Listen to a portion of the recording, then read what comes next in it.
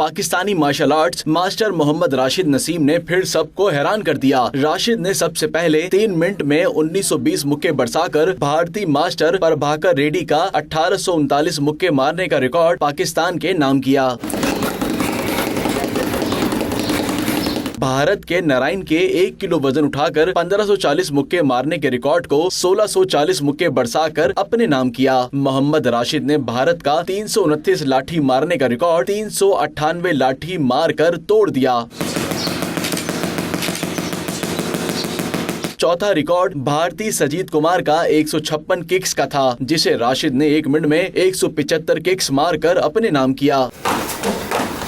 40 second. Mohammad Rashid ने 1 minute में sir से 125 पेंसिल तोड़कर अमेरिका के अशरीता फरमान का रिकॉर्ड भी तोड़ दिया। मोहम्मद राशिद ने लाठी के 90 के मुकाबले में 96 मरतबा घुमाकर एक और रिकॉर्ड अपने नाम कर लिया। मोहम्मद राशिद 41 वर्ल्ड रिकॉर्ड अपने नाम कर चुके हैं। वो 50 रिकॉर्ड अपने नाम करना चाहते हैं। खैजर आजम, 92 न्यूज़, कराची।